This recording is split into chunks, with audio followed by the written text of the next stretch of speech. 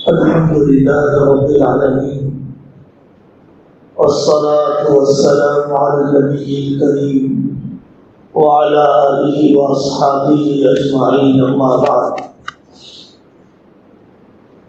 أعوذ بالله من الشيطان الرجيم. بسم الله الرحمن الرحيم. ومن يبتغي غير الإسلام دينا فلن يقبل منه. صدق اللہ العظیم. اس علاقے کی بزرگ شخصیت اور ہمارے سے بہت زیادہ سینئر اکابر کے صحبت یافتہ اور آپ کے مسجد کے خطیب مولانا حشمت صاحب مستعمل دعوت برکاتہم کے بعد کوئی زیادہ میری باتوں کی ضرورت نہیں سمجھ میں آتی ہے، لیکن ایک بڑوں کا طریقہ ہے چھوٹوں کو آگے بڑھانے، ہمت افزائی کے کرنے کا. اللہ جزائے خیر عطا فرمائے. علاقے کے کمیٹی کے بستی کے مرد اور عورتوں کو اللہ بہترین جزا عطا فرمائے کہ وہ اس حساس مسئلے کے لیے فکر مند ہو گئے، چاہے ابلنے کے بعد بھی صحیح، لیکن یہ توجہ کا ہو جائے. سانس ہے تو چانس ہے.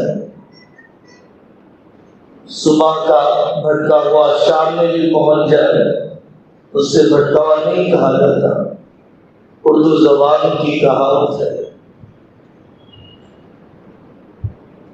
اسلام ہی وہ مذہب ہے جو پوری دنیا میں اللہ کے منصوبے کے تحت محفوظ ہے، پرکشش ہے، عمل کیے جانے کے قابل ہے، روح کا سکون ہے، زندگی کے ہر قدم پر رہبری ہے.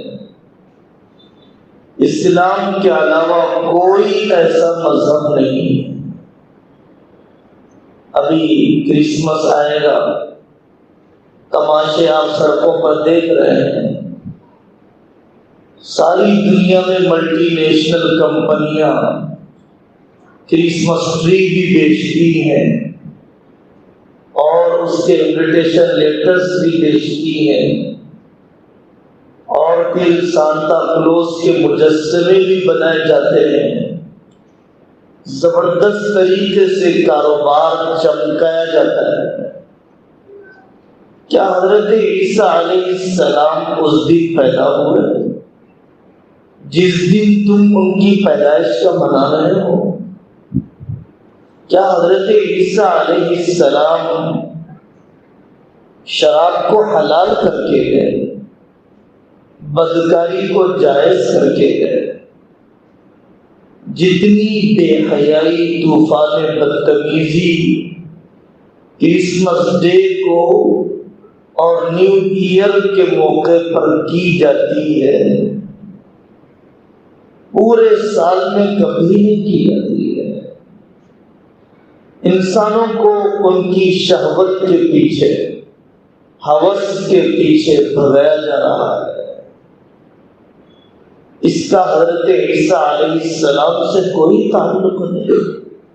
حضرت عیسیٰ علیہ السلام کا ڈیٹ آف برتھ خود طے نہیں ہے.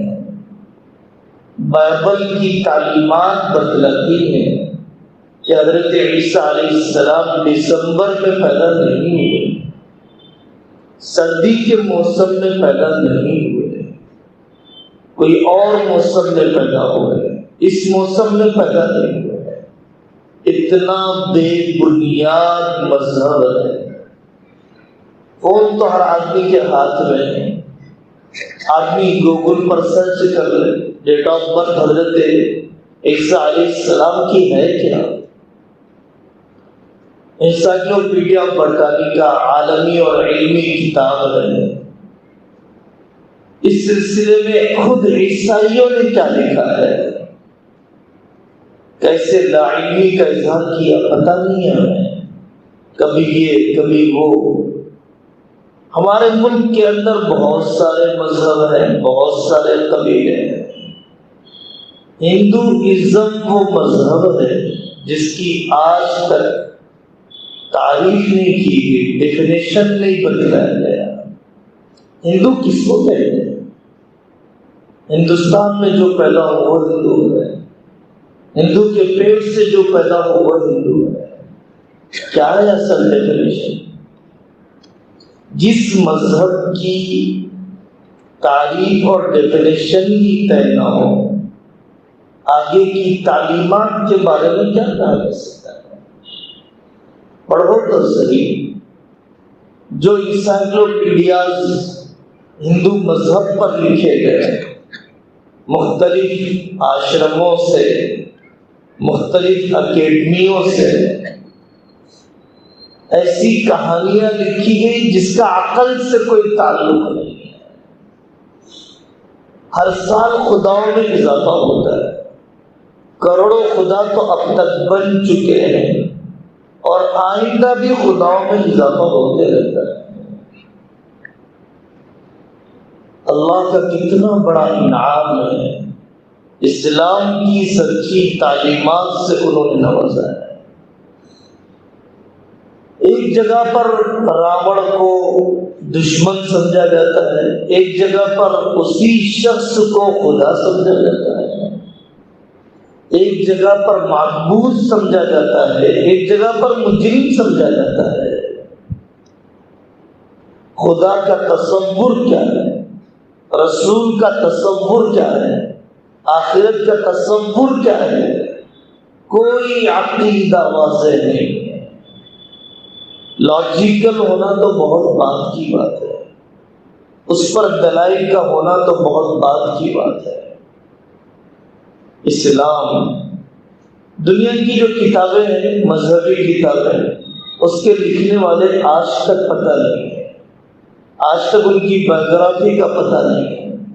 4 بائبل ہیں، حضرت عیسیٰ علیہ السلام کے ملفوظات ہیں، ان کی کہی گئی باتیں۔ وہ متا کون تھا؟ وہ یونس کون تھا؟ مرد تھا یا عورت؟ کب پیدائش ہوئی؟ کچھ پتہ نہیں۔ قرآن کی تعلیم، قرآن سے متعلق حدیث، حضرت رسول اللہ صلی اللہ علیہ وسلم، صحابہ، یہ نہیں صرف تابعین، تابعین نہیں، صرف تجوید کے، قراءت کے ایک ایک امام کی بایوگرافی لکھی۔ یہ شریعت اتنی محفوظ، یہ شریعت اتنی قابل عمل، جس زمانے میں اسلامی حکومتیں تھیں وہ زمانہ تو اور ہے، لیکن اسلام کی خدمت ان علماء نے زیادہ کی ہے جن کو کسی سرکار کی سرپرستی نہیں تھی، رضاکارانہ طور پر خدمت کرنے والے۔ امام بخاری کو کوئی تنخواہ نہیں ملتی تھی حکومت سے، امام ابو حنیفہ کو کوئی وظیفہ نہیں ملتا تھا گورنمنٹ کا۔ ایسے جانثار دین کی خدمت کرنے والے خادم اللہ تبارک و تعالیٰ نے اس مذہب کو دیے ہیں۔ اعتراض ہوتا ہے، آپ 3 طلاق کا نظام، آپ کی عورتیں بڑی پریشان۔ ہم پریشان ہیں اپنی جہالت سے، ہم پریشان ہیں اپنی ناواقفیت سے۔ ہم سے زیادہ وہ عورتیں پریشان ہیں جن کا شوہر نہ انہیں طلاق دیتا ہے، نہ اپنائیت دیتا ہے، نہ گھر بساتا ہے، نہ دوسرا گھر بسانے کا موقع دیتا ہے۔ ہماری طلاق شدہ عورتوں کا غم ہے، مطلقہ عورتوں کا غم ہے، اپنی معلقہ عورتوں کا غم نہیں ہے۔ آشرم بھرے ہوئے ہیں، آشرم ہر تھوڑے دن میں اخباروں میں آتے رہتا ہے، کہ فلانے سادھو نے فلانی مندر میں اتنے بچیوں کے ساتھ سیکس اسکینڈل، اتنی بیواؤں کے ساتھ جنسی زیادتی کے واقعات، تو ان کو ہماری مطلقاؤں کا غم ہے، اپنے معلقاؤں کا غم نہیں ہے۔ ان بیچاروں کو یہ تو غم ہے کہ اسلام نے حلالہ کیا ہے جو ضروری قرار دیا، لیکن ان کے پاس پوری دنیا میں لیو ان ریلیشن کا تصور اتنا چلتے گیا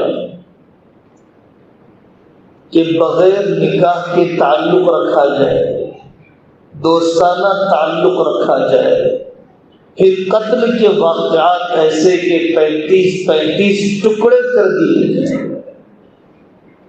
پورا ملک چیخ اٹھتا ہے۔ تمہیں نکاح پر اعتراض ہے، دوسرے نکاح پر اعتراض ہے، ذمہ دارانہ زندگی گزارنے پر اعتراض ہے، بے حیائی کے ساتھ غیر ذمہ دارانہ زندگی گزارنے پر اعتراض ہے۔ دنیا فطرت سے بغاوت کی طرف کیسے جا رہی ہے؟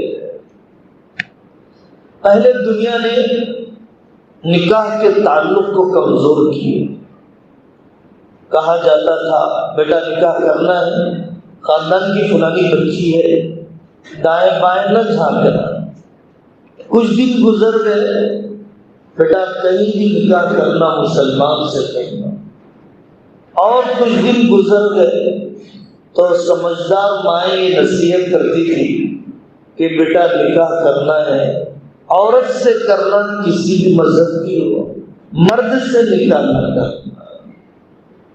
اب انسانیت اس درجے گر چکی ہے کہ نکاح کرے نہ کرے، بیٹا تم مرد ہو، مرد ہی رہنا، عورت نہ بننا۔ ٹرانسجنڈر کا تصور، تبدیلی جنس کا شوق یورپ کے اسکولوں سے لے کر ہمارے گلی محلوں تک پہنچ چکا کہ انسان اپنے جنس کو بدلنا چاہتا ہے، جینڈر کو بدلنا چاہتا ہے۔ میں مرد ہونے پر خوش نہیں ہوں، میں عورت بننا چاہتا ہوں، میں عورت رہنے پر خوش نہیں ہوں، میں مرد بننا چاہتی ہوں۔ پوری دنیا کے اندر الحاد اور خدا بیزاری، ایتھیزم کے نظریے کو چلایا گیا۔ یورپ کے اسکولوں میں ایک ٹیچر پڑھنے والے بچے سے کہتا ہے دیکھو بیٹا بیج ڈالا درخت اگ گیا، اس میں اللہ بیچ میں کہاں سے آ گیا ہے؟ کیونکہ اللہ اور پیدا کرنے والے خدا کو جب تک مانیں گے خواہشات کو لگام دینا پڑے گا، اور جب خدا کے تصور کو ختم کر دیا جائے گا تو انسان کا بے لگام ہونا آسان ہے۔ جب اللہ ہی نہیں ہے، اللہ کے ضابطے کی کیا ضرورت؟ جب اللہ کا ضابطہ ہی نہیں ہے، ماں باپ کی کیا ضرورت؟ رشتوں کی کیا ضرورت؟ اصول ضابطے کی کیا ضرورت؟ چھوڑ دو انسانوں کو بے لگام، بندے ہوس بنا دو، بندے شکم بنا دو، پھر یہ انسان کہیں کا نہیں رہے گا۔ یہ جو ارتداد کے واقعات ہمارے ملک میں ہیں، جو کوششیں ہو رہی ہے قدر ہے، لیکن میرے عزیزوں کوئی بیماری ایک دم ابھر کر نہیں آتی ہے، تھوڑے سے ہی آگے کے بڑے بڑے سرجریوں کی ضرورت پیش آتی ہے۔ گڑھا قریب آنے کے بعد بچاؤ کی تدبیریں کرنا کوئی زیادہ آسان کام نہیں ہے۔ بیماری آنے کے بعد دوا کا غم بیماری سے نہیں بچائے گا۔ میں کوئی جوشیلی تقریر کرنا نہیں چاہتا، میں ٹھنڈے دل سے، کچھ علماء بھی بیٹھے ہیں، کچھ حفاظ بھی بیٹھے ہیں، ہماری بہنیں بھی بڑی تعداد میں ہیں، علاقے کے بارسوخ لیڈر سمجھے جانے والے دوست اور احباب بھی ہیں، ہم سر جوڑ کر سوچیں آخر وجوہات کیا بنتی ہے۔ ایک بہت پرانی بیماری ہے، سالہ سال سے علماء متوجہ کروا رہے ہیں، اگر ہمارے اندر اسلام کا کوئی عمل نہ رہے، صرف ایک عمل زندہ ہو جائے، اس ملک کے ہزاروں لوگ اسلام میں داخل ہو جائیں گے۔ صرف ایک عمل، صرف ایک عمل، ہزاروں لوگ اسلام میں داخل ہو جائیں گے۔ وہ ہے اپنے شادیوں کی سادگی۔ غیر مسلم بھی بیٹیوں کے پیدا ہونے پر تڑپتا ہے، مسلمان بھی بیٹیوں کی وجہ سے ایسے ہی رسومات کے دباؤ میں جیتا ہے۔ مردوں سے زیادہ ہماری عورتوں کی حکومت ہے۔ یہی عورت جب بیٹی بن کر آتی ہے، داماد بہو بن کر، جٹھانی بن کر، دیورانی بن کر، کسی کی بیوی بن کر جب گھر سے رخصت ہوتی ہے تو اس نے دیکھا تھا کہ باپ کا گھر اجڑا ہے، تب میرا گھر آباد ہو۔ لیکن جب یہی بیٹی اپنے بیٹوں کا نکاح کرتی ہے، ایک رسم کی کوئی کمی نہیں، ایک رسم کی کوئی کمی نہیں، یہ خود ہی اپنی دشمن ہے۔ جب اپنے بیٹے کا نکاح کرتی ہے تو شیر بن جاتی ہے، اور جب اپنی بیٹی کا نکاح کرتی ہے تو بیوی بلی بن جاتی ہے۔ یہ تصویر کے دو رخ جب تک میں اور آپ طے نہ کریں۔ میرے علاقے کا نوجوان ایسا ہے کہ اگر کسی سے لو میرج کرتا ہے، جسم کے کپڑوں پر تیار، مجھے کچھ نہیں چاہیے، آپ چاہیے، اور جب ایک پاک دامن شریف لڑکی سے نکاح کرتا ہے تو پھر مانگنے کے مہذب انداز میں، اب تو جوڑے کی رقم نہیں مانگتے لوگ، اب پلنگ بستر نہیں مانگتے لوگ، اب شادی کا کھانا مانگتے ہیں۔ اللہ کا دیا ہوا بہت ہے صاحب، 400 مہمان آئیں گے، اچھا کھلا دیجیے، فلانے فنکشن ہال میں کھلا دیجیے۔ میں بھی انہی میں سے ہوں، کمیٹیاں بھی انہی میں سے ہیں، بڑے بڑے رئیس بھی انہی میں سے ہیں۔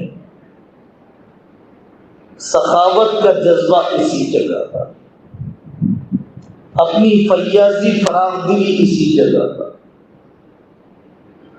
صلہ رحمی کے سارے حوصلے اور جتن اسی جگہ تھا، شادی کی فضول خرچی۔ جب تک معاشرے کی کمر نہیں ٹوٹے گی، حقیقت میں تبدیلی نہیں آئے گی۔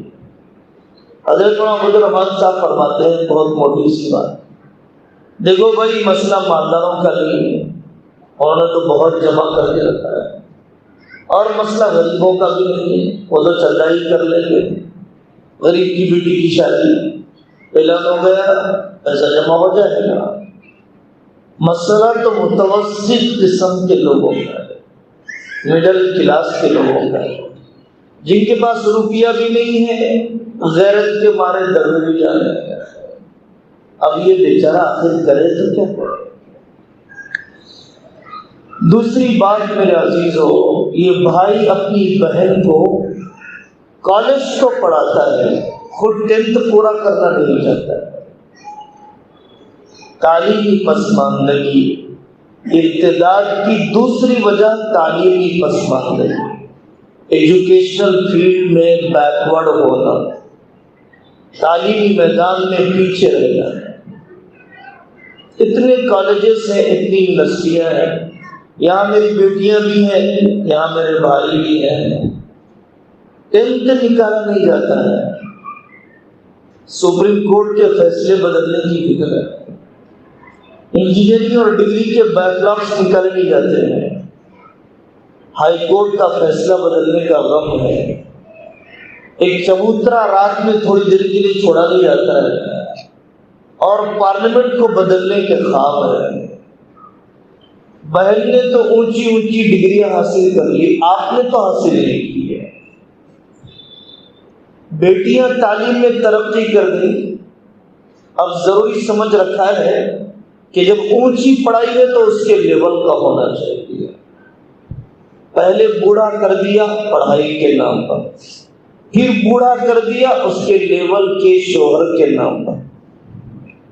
ہمارے پاس بوڑھیوں کی شادی ہوتی ہے، جوانوں کی 26 سال میں تو بوڑھی بن گئی، 23 سال کی عمر سے سمجھدار بننے کے بعد 27 سال کی عمر کی شادی ہے۔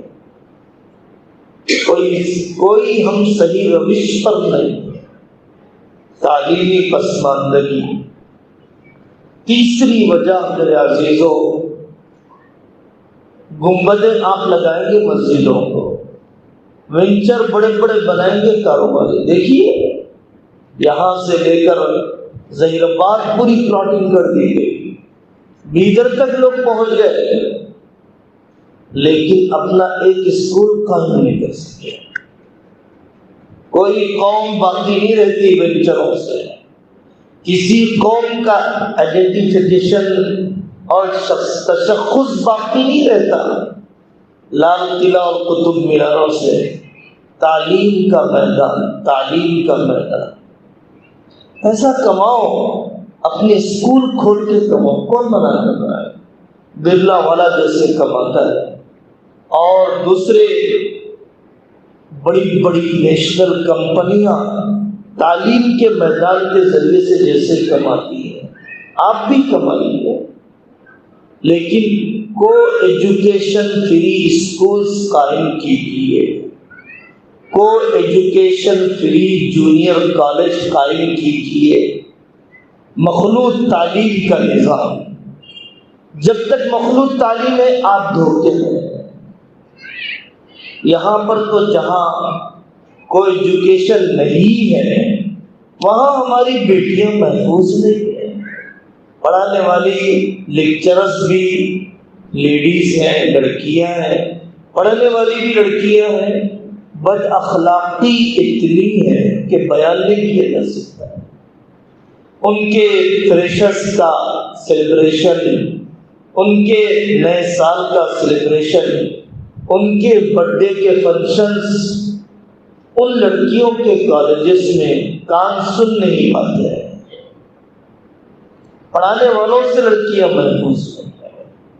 مفتی صاحب کی بیٹی جاتی ہے کوئی ایجوکیشن اسکول میں، 5th کے بعد مفتی صاحب کی بیٹی محفوظ نہیں ہے۔ صدر صاحب کی بیٹی جاتی ہے، محفوظ نہیں ہے۔ میں دھوکے میں ہوں، میں خوش فہمی میں ہوں، میں اپنی کمیوں پر پردہ ڈال رہا ہوں۔ میری بیٹی حضرت عائشہ سے زیادہ پاک دامن نہیں ہے، میرا کار ڈرائیور، آٹو ڈرائیور حضرت محمد صلی اللہ علیہ وسلم سے زیادہ دھلا ہوا نہیں ہو سکتا ہے۔ نگاہیں گندی ہو چکی، تمنا ناپاک بن چکی ہے، ابلنے کا انتظار کر لو۔ یہ وجہ ہے مخلوط تعلیم کا ہونا۔ چوتھی وجہ ہے اپنی غربت اور جہالت۔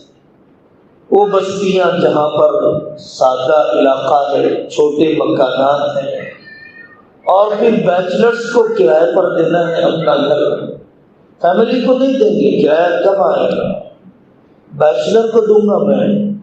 چاہے میری بیوی جب غسل کے لیے حمام میں جاتی ہو، چاہے میری بیٹی کپڑے سکھانے کے لیے جب چھت پر جاتی ہو، چاہے جب میری بہن استنجا کے لیے اسے واش روم جانے کی ضرورت پڑتی ہو، وہاں ہوسناک بو کی نگاہیں میری بیٹی، میری بہن، میری بیوی پر عید کے دن گر جائے، نگاہیں ان کی مجھے گوارا ہے۔ لیکن مولانا بیچلرز کو کرایہ پر دیں گے تو پیسہ بہت آئے گا، کرایہ بہت آئے گا، بیچلرز کو کرایہ پر دیں گے، فیملی کو نہیں دیں گے۔ بچوں کے چیخ و پکار، پانی کا زیادہ استعمال، عورتوں کی آمد و رفت، یہ ہمیں گوارا نہیں ہے۔ نکلو اس ہوس سے، اب تو اس حرص کو چھوڑو جب اپنی نسل کی پاک دمنی خطرے میں پڑ گئی۔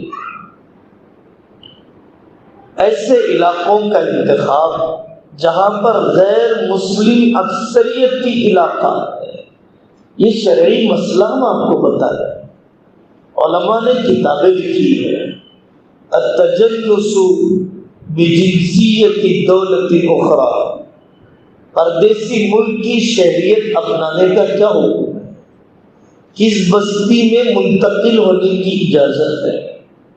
ایسے علاقے میں رہنے کی اجازت نہیں ہے جس علاقے میں اذان کی آواز سنائی نہ دے، جس علاقے میں پردے والیاں نظر نہ آئے، جس علاقے میں مکتب نہ ملے بچے کو، مستورات کے اجتماعات وہاں پر قائم نہ کیے جاتے ہوں، غیروں کا شعار بلند ہوتا ہو، ان کے ویلیوز نمایاں نظر آتے ہوں، دوسری قوموں کے تہوار وہاں پر کھل کر کیے جاتے ہوں، بھجن کی آوازیں کانوں میں 24 گھنٹے پڑتی ہوں، وہاں پر ہمارا قیام ہماری نسلوں کے ایمان کے لیے خطرہ ہے۔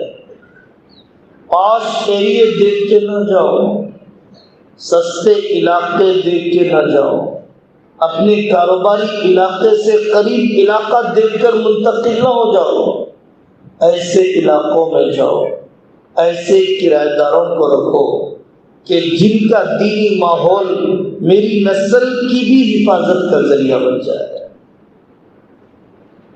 وقت پر نکاح کا نہ ہونا، بیٹوں کا وقت پر نکاح نہ ہونا، بیٹیوں کا وقت پر نکاح نہ ہونا، عجیب عجیب پیمانے ہیں، عجیب عجیب پیمانے ہیں۔ فتنے تو ایسے ہیں کہ بہت جلد نکاح ہو جاتا، پیمانے ایسے ہیں کہ 35 سال کی عمر میں بھی نکاح ہے، 25 سال کی عمر میں بھی نکاح ہے، ابھی تو عمر ہی کیا ہے، پہلے بہن کا ہو جائے، پہلے چچیری بہن کا ہو جائے، پہلے مکان تعمیر ہو جائے، پہلے ویل سیٹل ہو جائے، ایک بار آسٹریلیا جا کر آ جائے، ایک بار سعودی ریٹرن تو بن جائے، کاروبار تو پہلے سیٹ ہو جائے، ذاتی مکان تو بن جائے، اور پتہ نہیں کیا کیا پیمانے ہیں۔ اس لیے میرے عزیزوں، ان پیمانوں کو ختم کرو۔ طویل عرصے تک گھروں سے دوری ہے، آندھرا کے مختلف اضلاع میں، تلنگانہ کے مختلف اضلاع میں پڑھنے کے لیے بھیج دیا، چیتنیا کالج کے ہاسٹل میں، نالندہ کالج کے ہاسٹل میں، آزاد یونیورسٹی کے ہاسٹل میں، اور اسی طریقے سے آئی ٹی میں جاب کرتے ہوئے کمائی قسم کے رومز اور فلیٹس میں اپنے گھروں سے عرصے تک دور رہنا۔ یہ بھائی خرچ کے لیے پیسے نہیں دیتا ہے، تبھی تو بہن آئی ٹی میں راتوں کی نائٹ ڈیوٹیاں کرتی ہے۔ یہ باپ نے پڑھایا ہی اس لیے ہے کہ بیٹا اسٹیٹس مینٹین کرنا ہے، اتنا پڑھایا ہے اس لیے کہ نوکری تو کرو، پڑھا کر ہم گھر میں تو بٹھا نہیں سکتے۔ اس عورت کا گھر سے نکل جانا اتنی بڑی مصیبت ہے۔ جاؤ یورپ کی گلیوں سے پوچھو، مغرب کی بیٹی سے پوچھو، یو ایس کی ماؤں سے پوچھو، عورت کا گھر سے نکل جانا تہذیبوں کو کیسے تباہ کر دیتا ہے، خاندانی کڑیوں کو کیسے بکھیر دیتا ہے، تمدن کو کیسے داغدار کر دیتا ہے۔ حلال اولاد پورے ملک میں نہیں ملتی، پاک دامن بہنیں اس بھائی کو نصیب نہیں، پاکیزہ آنکھ والے بھائی اس بہن کو نصیب نہیں۔ اس ماں کو پتہ نہیں ہے بھائی کی بیٹے کی محبت کیا ہوتی ہے، اس ماں کو پتہ ہی نہیں ہے بیٹی کی محبت کیا ہوتی ہے۔ یہ ڈالر کے غلام، یہ پاؤنڈ پر جینے والے، ان کو چمکتی سڑکیں تو مل گئی، تیز رفتار گاڑیاں تو مل گئی، لیکن انہیں رشتے نہیں ملے، انہیں جڑے ہوئے خاندان نہیں ملے، انہیں روح کا سکون نہ ملا، عورت کا گھر سے نکل پڑھایا ہے نا صاحب، کار آتی ہے، کمپنی لے جاتی ہے، میری بیٹی ایسی نہیں ہے، میری بہن ایسی نہیں ہے، ایک بھائی لے جاتا ہے، خود ہی کالج کے دروازے پر چھوڑ کر آتا ہے، اور اسے اطمینان ہے کہ میری بیٹیاں محفوظ ہے۔ میرا بیان دوسروں کے لیے مت سنو، یہ بیان اپنے اندر جھانک کر سنو، اپنے اندر جھانک کر سنو۔ شرعی پردہ، شرعی پردے کا اہتمام، چچا زاد بھائی سے پردہ ہے، خالہ زاد بھائی سے پردہ ہے، آٹو ڈرائیور سے پردہ ہے۔ حضرت عائشہ رضی اللہ عنہ پردہ کر رہی ہے، اس لیے کہ یہ غلام اپنی اتنی قیمت دے چکا کہ آدھا سے زیادہ مکاتب باقی نہیں رہا۔ حضرت عائشہ رضی اللہ عنہ پوچھ رہی ہے، یا رسول اللہ یہ میرا رضاعی چچا ہے، اس سے مجھے پردہ کرنا ہے نہیں کرنا ہے؟ پردہ جسم کا بھی ہے، پردہ دل کا بھی ہے، پردہ کالا کپڑا پہننے کا بھی نام ہے، اور پردہ تمناؤں کے، تنہائیوں کے پاک رکھنے کا بھی نام ہے۔ ظاہر کا بھی پردہ ہے، باطن کا بھی پردہ ہے، شرعی پردہ۔ کتنے ہمارے باپ نے اپنی بیٹیوں کو سکھایا، 13 سال کی عمر میں بیٹا محرم اسے کہتے ہیں، نامحرم اسے کہتے ہیں۔ سورۃ النور کو اسی لیے سورۃ النور کہا جاتا ہے کہ وہ پردے اور اجازت کے احکام سکھلاتا ہے۔ سورۃ النور سے معاشرت کا نور آئے گا، گھریلو رہن سہن کا نور آئے گا۔ کتنی ہماری مائیں ہیں جو دیوروں سے پردہ کرتی ہیں، پردہ بھی پورا کرو، خدمت بھی پورا کرو۔ ہم وہ پردہ نہیں کہہ رہے ہیں جو تمہیں خدمت سے جی چرانے کی طرف لے جائے، اور ہم وہ خدمت کی اجازت نہیں دے رہے ہیں جو تمہیں بے پردہ کر جائے۔ کس نے کھڑا کیا اپنی ماں کو راشن کی لائن میں؟ کس نے کھڑا کیا اپنی بہن کو خود ہی ریپیڈو اور دوسری گاڑیاں بک کر کے آزادانہ طریقے سے جانے ہیں؟ یہ میرے مذہب کا کمال ہے، میرے مذہب کا کمال ہے کہ میرے مذہب نے اس عورت کو سیکورٹی دی ہے، 24 گھنٹے محرم کے بغیر نہیں، محرم کے بغیر نہیں۔ تنہا چلنے والی عورت کی طرف کبھی اچھی نگاہیں نہیں اٹھتی، کبھی اچھی نگاہیں نہیں اٹھتی۔ جو بھائی اپنی بہنوں کو وقت نہیں دیتا ہے، جو شوہر اپنی بیویوں کو وقت نہیں دیتا ہے، جو باپ اپنی بیٹیوں کو وقت نہیں دیتا ہے، وہ اپنے ان رشتہ دار عورتوں کے بدچلن بننے پر راضی ہو جائے، بدچلن بننے پر راضی ہو جائے۔ ان اسباب میں سے ارتداد کے ہماری زندگیاں کم سے کم آسان حل، آسان حل، آسان حل، مکتبی نظام کو مضبوط کیا جائے۔ بالغات کے مکتب ہے، چھوٹے بچوں کے مکتب ہے، مکتبی نظام کو مضبوط کیجیے۔ ٹیوشن سینٹر کھولیے۔ نیو ایجوکیشن پالیسی تو نافذ ہو چکی، مولانا خالد دیو ندوی نے بتایا، اور کئی علماء اس موضوع پر گفتگو کر رہے ہیں کہ مدھیہ پردیش میں، کرناٹک میں بچیاں کھانے سے پہلے منتر پڑھ کے کھاتی ہیں۔ کئی جگہوں کے واقعات ہیں۔ مدھیہ پردیش میں جو سلیبس نیو ایجوکیشن پالیسی کے مطابق ڈیزائن کر دیا گیا ہے، تو اس کے میتھمیٹکس میں بھی پورا ہندوازم رگ رگ میں چلا دیا گیا ہے۔ اس کے سوشل میں پوچھا جاتا ہے کہ تم نے دسہرا اس سال کیسے منایا، تم نے سوریہ نمسکار کیا، سورج کی پوجا کی، تمہاری روح میں کیا تبدیلی محسوس ہوئی؟ ایکسرسائز میں جو سوالات دیے گئے وہ یہ ہے۔ اور میری نسل جب 16 سال ایسے اسکول میں پڑھے گی، 16 سال ایسے کالج میں پڑھے گی، اس کے بعد کا ایمان والے وہ باقی رہیں گے۔ مکتبی نظام، اپنے ٹیوشن سینٹر کا قائم کرنا، جب یہ بچیاں کالج سے آ جائیں، جب یہ بچے اسکول سے آ جائیں، ان کا ٹیوشن سینٹر ماڈرن سبجیکٹ پڑھاؤ، انگلش اچھی پڑھاؤ، اور رہبری کرو I P S U P S میں جانے کی، ایل ایل بی اور جوڈیشیل سسٹم میں جانے کی، صحافت اور ماس کمیونیکیشن میں جانے کی ترغیب دلاؤ، انہیں ہسٹری اور یونیورسٹی تک پہنچنے کی، اور پھر نیو ایجوکیشن پالیسی میں جو زہریلے اثرات ہیں ان زہریلے اثرات سے واقف کروانے کی ان ٹیوشن سینٹرز کے ذریعے سے کوشش کرو۔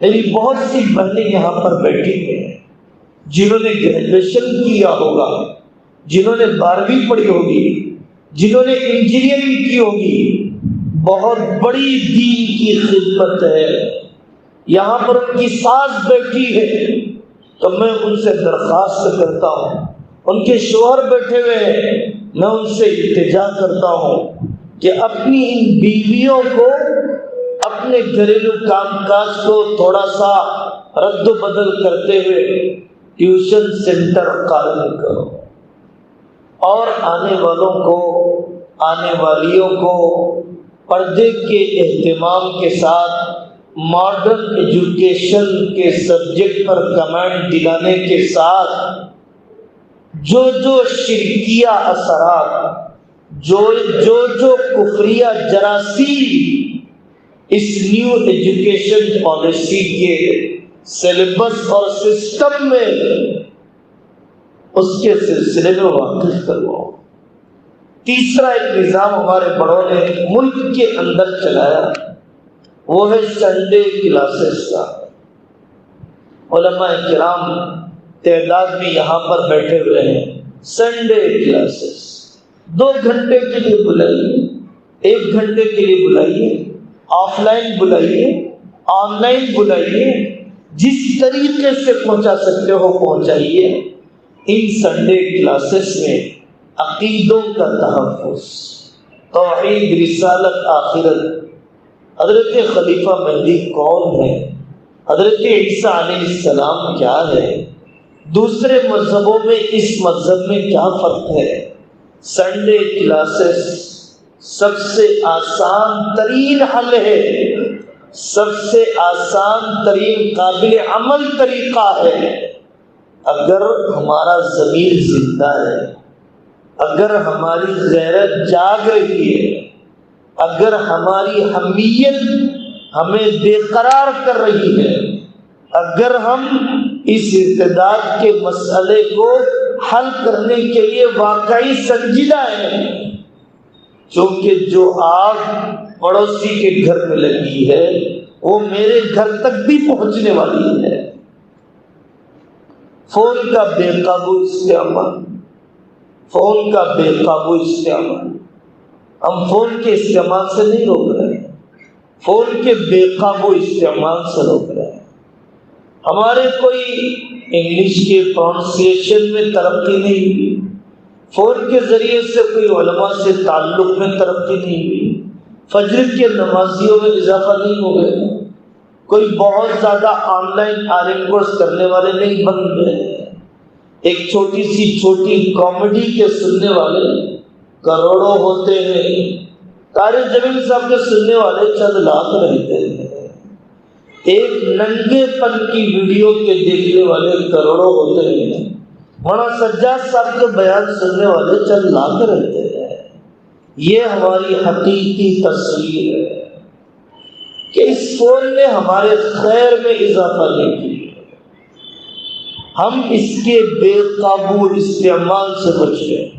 میں بچے کو کہہ رہا ہوں فون استعمال مت کرو، میرے ہاتھ میں فون ہے، مجھے پتا ہے کہ میں اس بول کے بولنے میں جھوٹا ہوں، میرا ضمیر خود ہی مجھے ٹوک رہا ہے کہ تمہاری تنہائیاں، تمہاری نفسیات اس سلسلے میں کتنے قابو میں ہے۔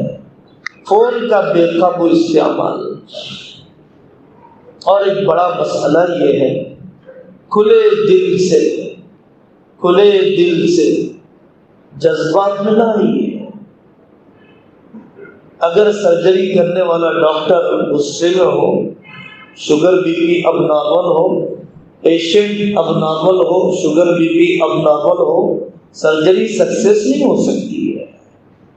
میں نے تربیت تو کی نہیں، جسم ڈھانکنے والا لباس تو دیا نہیں، مخلوط تعلیم سے بچایا نہیں، شرعی پردہ سنایا نہیں، تربیت تو کما حقہ نہیں ہوئی، دعا کی پونجی بھی میرے پاس نہیں، اور جب بچے یا بچیاں مرتد ہونے لگ جائے تو غصہ ہو گئے، بائیکاٹ کر دیا، مر گئی تو میرے لیے، میں نے تجھے اپنی جائیداد سے نکال دیا، عاق کر دیا میں نے تجھے، کل اخبار میں اعلان آ جائے گا۔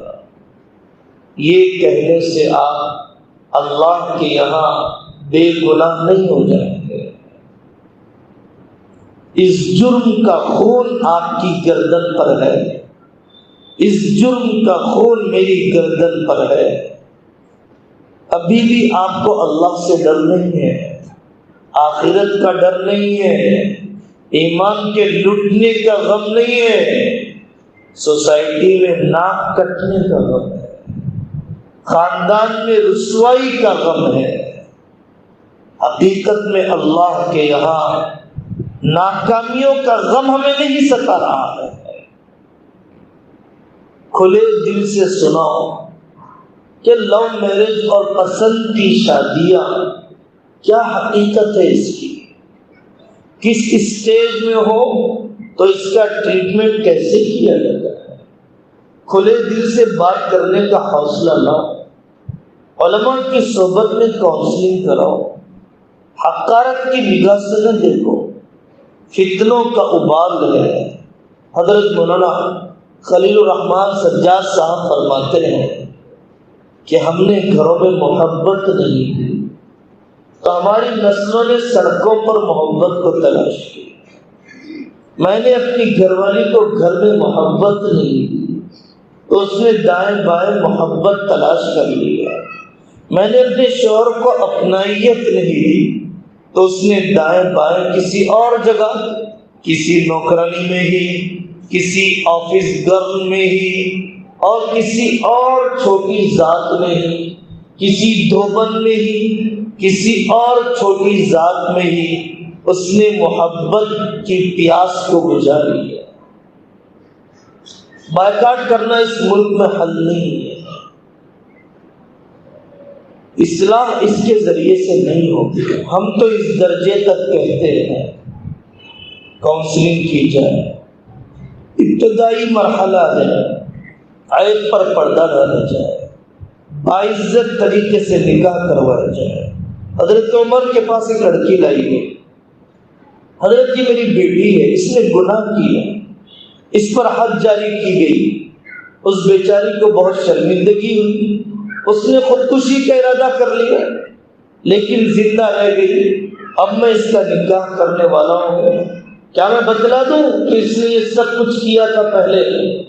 حضرت عمر رضی اللہ عنہ نے فرمایا کہ اگر تم نے آنے والوں کو وہ زندگی بتلائی کہ جس سے اس نے توبہ کر لی ہے تو میں تجھے سخت سزا دوں گا۔ اس کے عیب پر پردہ ڈال جب اس نے توبہ کر لیا۔ اور میں نے رسول اللہ صلی اللہ علیہ وسلم کی حدیث سنی، من ستر عورت مسلم فکأنما استحیا مؤودۃ فی قبرها، کہ جس نے کسی مسلمان کے عیب پر پردہ ڈالا، گویا اگر کسی لڑکی کو زندہ دفن کر دیا جائے، اسے نئی زندگی دینے کا جو ثواب ہے، اللہ تعالیٰ کسی کے عیب پر پردہ ڈالنے پہ وہ ثواب عطا فرماتے ہیں۔ نئی زندگی دینے کا ثواب اللہ دیتے ہیں اس آدمی کو جس نے کسی کے عیب پر پردہ ڈال دیا ہے۔ عیب پہ پردہ ڈالو اور پھر اس کے بعد دعا کا اہتمام کرو۔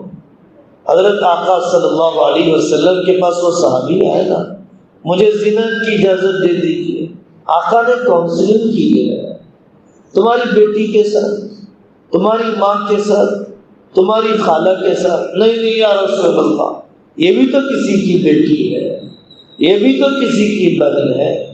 پھر اس کے بعد آقا نے دعا دی، اور کتنے درد سے دعا دی ہوگی میرے آقا نے۔ آپ نے فرمایا اللہم طہر قلبہ وحسن فرجہ۔ کتنے باپ ہیں جو اپنے بچوں کی بیداغ جوانی کے لیے دعائیں کرتے ہیں، کتنی مائیں ہیں جو اپنی بیٹیوں کی پاکیزہ جوانی کے لیے دعائیں کرتی ہیں۔ پھر بھی نکاح کر لیا، اس سے کہو کہ بیٹا ٹھیک ہے آنا جانا تو رکھنا، جب اس طرف بھی نہیں جانے کا موقع ملے گا، ددیال میں ننیال میں اس طرف بھی آنے کا موقع نہیں ملے گا، خاندان اور سماج سے کٹ کے کوئی زندگی نہیں گزار سکتا۔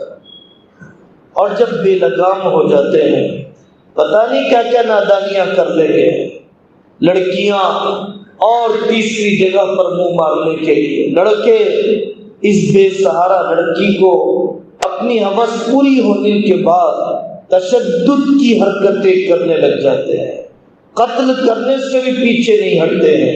دو بچوں کے بعد چھوڑ دیا، کیونکہ یہ فیلڈ کی دنیا میں اب تک نہیں تھے، یہ فلم کی دنیا میں تھے۔ فلم کی دنیا الگ ہے، فیلڈ کی دنیا الگ ہے، خوابوں کی دنیا الگ ہے، حقیقت کی دنیا الگ ہے، جذبات کی زندگی الگ ہے، ذمہ داریوں کی زندگی الگ ہے۔ لو میرج اور پسند کی شادی ماں باپ کے تجربے سے اٹھا کر، ماں باپ کے تجربے سے کٹ کر کی جانے والی شادیاں ایک جذباتی قدم ہے، سنجیدہ اٹھایا جانے والا قدم نہیں ہے۔ میں صاف الفاظ میں کہتا ہوں، ماں باپ سے بھی اپنی مرضی نہ تھوپو اپنی اولاد پر۔ آدمی جب لباس خریدتا ہے تو اپنے پسند کا خریدتا ہے، تو علماء نے کہا ہن لباس لکم وانتم لباس لہن، بچوں کو اپنے پسند کا لباس پسند کرنے کا موقع دو۔ ٹھیک ہے تجربہ کچھ بتلانا ہے تو بتلاؤ، ضد نہ کرو کہ وہی نکاح کرنا ہے جہاں میں نے طے کر دیا۔ کھینچا تانی ہے، ماں لے جانا چاہتی ہے خالاؤں کے بیٹوں اور بیٹیوں کے پاس، باپ لے جانا چاہتا ہے چچاؤں پھوپھیوں کے خاندان کے اندر۔ اس کھینچا تانی نے اور ستیہ ناش کر دیا ہمارے گھروں کا۔ جو ماں باپ کے اندر خود داخلی انتشار ہوتا ہے ان کی اولاد منافق ہوا کرتی ہے۔ جن بیوی شوہر میں مشورے کی یکسانیت نہیں ہے، وہ اپنے خاندان کو جڑا ہوا دیکھنے کا خواب چھوڑ دے، ان کا خاندان ٹوٹنے والا ہے، ان کا خاندان بکھر چکا ہے۔ اینٹوں کے جڑنے سے گھر نہیں بنتے نادان، مشورے کے ایک ہونے سے گھر جڑتے ہیں، دلوں کے ایک ہونے سے گھر جڑتے ہیں۔ بچوں سے بھی کہا جائے کہ نا تجربہ کاری میں ایسے فیصلے نہ کرو۔ شریعت کا اعتدال، شریعت کا اعتدال، شریعت کا اعتدال۔ بڑوں کو ولایت اجبار بھی دیا، ولایت نکاح بھی دیا، اور بچوں کو ان کے عبارت النساء کو معتبر بھی سمجھا، ان کی اجازت کو بھی ضروری سمجھا۔ اس کی اجازت کے بغیر نکاح نہیں ہوگا۔ بڑوں کے منشا کے خلاف کرنے پر نکاح کے توڑنے کا اختیار بھی دے دیا، کفر میں نکاح نہیں کیا۔ خاندان سے بہت زیادہ نامناسب جگہ پر نکاح کیا جہاں جوڑ کی امید نہیں ہے، تو شریعت کہتی ہے ماں باپ کو حق ہے کہ اس نکاح کو توڑیں۔ یہ اعتدال ہے، بڑوں کا تجربہ بھی اور بچوں کی مرضی بھی، بڑوں کا تجربہ بھی بچوں کی مرضی بھی۔ تو پسند کی شادی کے سلسلے میں شعور کا بلند کرنا، معلومات کا دیا جانا۔ علماء شادی کورس چلاتے ہیں، یہ کورس تو چلاؤ، چھوٹے چھوٹے کورس تو چلاؤ۔ سردی کے موسم میں گرمی کا سامان تو نہیں بیچا جائے گا، سردی کے موسم میں سردی کی بلینکٹ بیچی جائے گی۔ ارتداد کے واقعات دیکھ رہے ہیں ہم، لیکن ارتداد کے زمانے میں جو اسباب اور جو طریقے اپنائے جانے چاہیے وہ ہم اپنانے کی کوشش نہیں کر رہے ہیں۔ الا من رحم ربی، بہت کم باتوفیق لوگ ہیں۔ ارتداد صرف یہ نہیں ہے کہ میری بیٹی نے غیر مسلم سے نکاح کر لیا، میرے بچے نے عیسائی عورت سے نکاح کر لیا، صرف یہ ارتداد نہیں ہے۔ یہاں تمہارے علاقے میں فیاضی فتنہ ہے اور پورے تلنگانہ کے اندر پھیلتے جا رہا ہے، نبوت کا دعویٰ کرتا ہے۔ تمہیں دوا کھانے کی ضرورت نہیں، وینٹیلیٹر پر سے نکالو، بابا فیاض کے کلپ سناؤ قرآن کے، درست ہو جائیں گے، صحت درست ہو جائے گی۔ زبان میں جادو ہے، وقتی طور پر تبدیلی آ جاتی ہے، لوگ اپنے ایمان کا سودا کر لیتے ہیں۔ لا الہ الا اللہ محمد رسول اللہ صرف ظاہری طور پر پڑھنے والا مسلمان نہیں ہوتا، قطعیات پر یقین ضروری ہے، ضروریات پر یقین ضروری ہے، ایمان مفصل پر ایمان ضروری ہے، متواتر کا انکار نہیں کر سکتا ہے۔ حضرت خلیفہ مہدی کا انکار کر دیا، ایسے نہیں مانا جیسے حدیث نے کہا، وہ مرتد ہو جاتا ہے۔ حضرت عیسیٰ علیہ السلام کا ایسا نہیں مانا جیسا قرآن نے کہا، تو آدمی مرتد ہو جاتا ہے۔ گمراہ فرقے بھی ہیں، کلمات کفر کا استعمال بھی ہے۔ علماء سے پوچھو کلمات کفر کیا ہے؟ اللہ کو میرا ہی بیٹا لینا تھا، نعوذ باللہ، اللہ تو ظالم ہے۔ ایسا کہنے والا اسلام سے باہر نکل جاتا ہے۔ اتنا کچا دھاگا بھی نہیں ہے کہ کفر بولتے رہو اسلام باقی رہے، اور اتنا پکا بھی دھاگا نہیں ہے کہ کفر بولتے رہو اسلام باقی رہ جائے۔ اتنا کچا دھاگا بھی نہیں ہے کہ فاتحہ درود دینے سے، رفع دل کرنے سے ہی آدمی کافر ہو جائے، ایسا بھی نہیں ہے۔ کفر اور اسلام کی سرحدیں طے ہے، کفر اور اسلام کی سرحدیں طے ہے۔ جو آدمی سرحد تک رہے گا اس کا اسلام باقی رہے گا، جو اس سرحد کو پار کر جائے گا وہ اسلام سے باہر نکل جائے گا۔ وقتی جوش یہ حل نہیں ہے، مستقل حل، مستقل محنت، مستقل مشن افراد کار کو تیار کیجیے۔ وہاں آپ کے علاقے میں سلجھی ہوئی شخصیت ہے، بزرگوں کی صحبت یافتہ شخصیت ہے، وہاں حشمت صاحب کی اور دوسرے جو حضرات بیٹھے ہوئے ہیں، ایک ایک کام کے لیے نوجوانوں کو تیار کیجیے۔ کمیٹی کے لوگ اپنے کام کو بانٹ لیں۔ حضرت شاہ جمال الرحمن صاحب دامت برکاتہم بہت موٹے انداز میں چلا رہے ہیں 5 کام۔ ایک طبقہ درس حدیث، درس قرآن کو لے لیں، دوسرا طبقہ علاقے کے فائنینشیل معاشی سرگرمیوں کو لے لیں۔ محلے میں بے روزگار کتنے ہیں، محلے میں بیوائیں کتنی ہیں، یتیم کتنے ہیں، معاشی سرگرمیاں، سماجی سرگرمیاں، تعلیمی سرگرمیاں، کھیل کود کی سرگرمیاں، اگر یہ 5 شعبے الگ الگ کام بانٹ کر کیے جائیں گے، ہماری نسلیں اس ملک میں سر اٹھا کر جی سکتی ہیں، ہماری نسلوں کا ایمان محفوظ رہے گا۔ اور آخری بات، اس ملک میں CAA بڑا مسئلہ نہیں ہے، شہریت بڑا مسئلہ نہیں ہے، نوکری ملازمت بڑا مسئلہ نہیں ہے، الیکشن BJP کہیں نہ آ جائے آئندہ، یہ بڑا مسئلہ نہیں ہے، ہمارے مکانوں پر بلڈوزر نہ چل جائے، یہ بڑا مسئلہ نہیں ہے۔ ہمارا بڑا مسئلہ یہ ہے ہماری نسلوں کا ایمان بچ جائے، ہماری نسلوں کا۔ مفتی صاحب کے بچے کا بھی مسئلہ یہی ہے کہ ان کی نسلوں کا ایمان بچ جائے۔ صدر صاحب کی اولاد کا بھی اہم مسئلہ یہی ہے کہ ان کا ایمان بچ جائے۔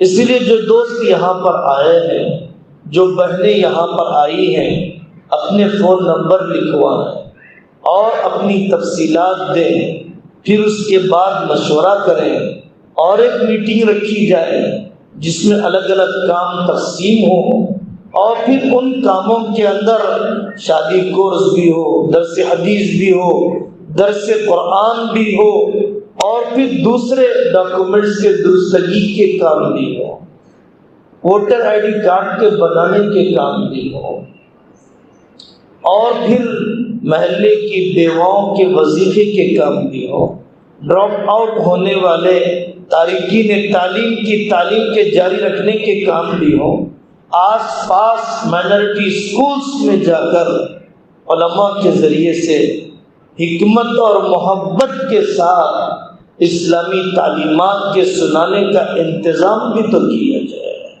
آخری بات،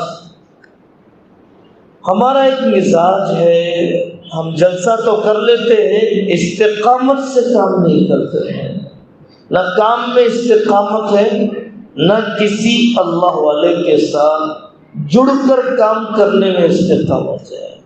میرا بڑا فلانا ہے، میرا بڑا جمال الرحمان ہے، میرا بڑا عبد القوی صاحب ہے، میرے بڑے نوال الرحمان صاحب ہیں، میرے بڑے فلانی ہیں، میں ان کے ساتھ 5 سال سے کام کر رہا ہوں، میں 4 سال سے کام کر رہا ہوں، جو قدم اٹھایا ان سے پوچھ کے اٹھایا، ایک سیڑھی کے بعد دوسرے سیڑھی پر قدم رکھو، نیچے قدم رکھو، میں نے ان سے پوچھ کر اٹھایا، ایسا کہنے والا ایک بھی نہیں ملے گا۔ ان سے بڑا جاننے والا کون ہے؟ آج میں جوش میں اڑ گیا، کیسے حل کیا جائے بیٹیوں کا ارتداد؟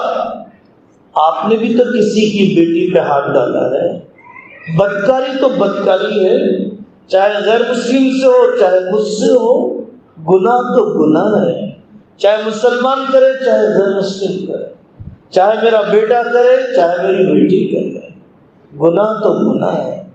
گناہ کو ختم کرنا ہے، وَلَا تَقْرَبُوا الزِّنَا، بے حیائی کے قریب نہ جاؤ، بے حیائی کے قریب نہ جاؤ۔ ایسے مستقل منصوبے بناؤ، ایسے مستقل خاکے بناؤ۔ انقلاب ایک دن 2 دن میں نہیں آ جاتا، تبدیلی ایک جلسے 2 جلسے میں نہیں آ جاتی۔ پٹاخوں کی روشنی سے محلے کو بجلی نہیں مل جاتی ہے، پٹاخوں کی روشنی سے محلے والوں کو بجلی نہیں مل جاتی، جنریٹر رکھنے پڑتے ہیں، ٹرانسفارمر بنانے پڑتے ہیں، مستقل کنیکشن دینے پڑتے ہیں، تب جا کر ایمان کی بجلی لوگوں کو ملا کرتی ہے۔ اللہ تبارک و تعالیٰ اس کہنے سننے کو قبول فرمائے۔ اللہ تبارک و تعالیٰ ہم سب کو عمل کرنے کی توفیق عطا فرمائے۔ ہم سب کا، ہماری نسلوں کا اسلام پر جینا، ایمان پر مرنا پروردگار عالم ہم سب کے لیے آسان فرمائے۔ وآخر دعوانا ان الحمد للہ رب العالمین۔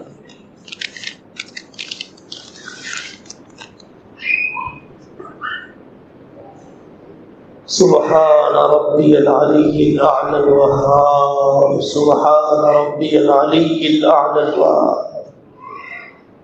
الحمد للہ رب العالمین، والصلاة والسلام علی النبی الکریم وعلی آلہ واصحابہ اجمعین۔ اے اللہ معاف فرما دیجئے، معاف فرما دیجئے، معاف فرما دیجئے۔ کاش ہم منصوبہ بناتے کسی قوم کو اسلام میں داخل کرنے کا، کاش ہم پروگرام بناتے کسی قوم کو اسلام میں داخل کرنے کا، کسی چرچ کو اسلام کی طرف دعوت دینے کا، کسی مندر میں توحید کی آواز کہنے کا، کاش ہم منصوبہ بناتے کسی یورپ کے ملک میں اسلام کے جھنڈے گاڑنے کا۔ ہماری نسل ہی مرتد ہوتی چلی گئی، ہمارے خاندان ہی اسلام سے بیگانہ ہوتے چلے گئے، ہمارا احساس مردہ ہو گیا، ہمارے ضمیر ختم ہو گئے۔ 47 لاکھ کورونا کے جنازوں کو دیکھا، دنیا کی بے وفائی یاد نہ آئی، اپنی موت نے نہیں تڑپایا، ایک گناہ کم نہ ہوا، ایک نیکی میں اضافہ نہ ہوا، ایک گندی تمنا نہ نکلی، ایک بدنظری ختم نہ ہوئی۔ کبھی اپنی نسل کو بٹھا کر آپ کی محبت کا تذکرہ نہ کیا، کبھی آپ کے محبوب کے کلام کو پڑھتے ہوئے آنسو نہ نکلے۔ میرے بوڑھوں کو دیکھ کر بھی بچوں کو سجدے کی لذتیں سمجھ میں نہ آئی، میری بوڑھیوں کے ہاتھ میں سے بھی تسبیح نکل گئی۔ جن بوڑھیوں کو دیکھ کر پوتروں کو اللہ یاد آ جاتا، نوازوں کو سجدے کی لذت یاد آ جاتی۔ اے اللہ ہمارے اس اجڑنے پر رحم فرما، ہماری ان ویرانیوں پر رحم فرما۔ اے اللہ ظالم کے تسلط کو ختم فرما، ہماری تربیت فرما، ہماری نسلوں کی تربیت فرما۔ اے اللہ ہماری تربیت فرما، ہماری نسلوں کی تربیت فرما۔ مخلص معاون دے دیجئے، بلند حوصلہ جوان دے دیجئے۔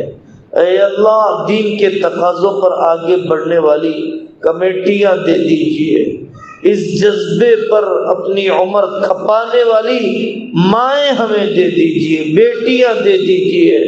بہت آنسو ظاہر ہو گئے چولہے کے غم میں، چوڑیوں کے غم میں، کپڑوں کے چیتھڑوں کے غم میں۔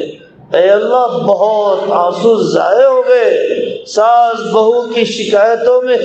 کچھ آنسو دے دیجیے آپ کی محبت کے، کچھ آنسو دے دیجیے ایمان کی شوق کے، کچھ آنسو دے دیجیے جنت کے شوق کے، کچھ آنسو دے دیجیے جہنم کے خوف کے۔ اے اللہ ایسی موت سے بچا جو اچانک آ جائے، بے نمازی پن میں آ جائے، حادثے میں آ جائے، ناکارے پن میں آ جائے۔ اے اللہ پناہ دے دیجئے دجال کے فتنے سے، قبر کے عذاب سے، اے اللہ دل کی مردگی سے، طبیعتوں کی پست ہمتی سے، حوصلوں کی مردگی سے۔ اے اللہ پناہ دے دیجئے، پناہ دے دیجئے۔ بہت مال لگ گیا چٹوروں پر، بہت مال لگ گیا چٹخاروں پر، 3 دن میں ٹکڑا نہ ملے گوشت کا طبیعت کو بے چینی ہوتی ہے۔ مکتب کی تعلیم نہ ملی اپنی نسل کو، اسکول قائم نہ ہوئے بیٹیوں کے، زندگیوں میں کوئی احساس تو نہیں۔ کتنا مال لگ گیا فنکشن ہالوں کی چمک دمک پر۔ اے اللہ ہماری بخیلی کو ختم کر دیجیے، آپ کے کام پر ہمارے مال کو قبول کیجیے، آپ کے نام پر ہمارے مال کو قبول کیجیے۔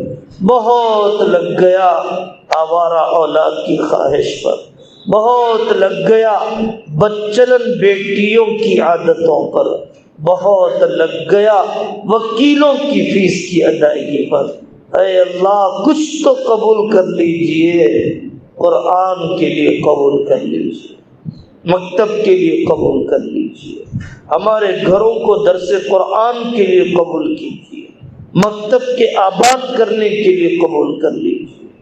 وصلی اللہ تعالی علی خیر خلقہ محمد وعلی آلہ واصحابہ اجمعین والحمد للہ رب العالمین۔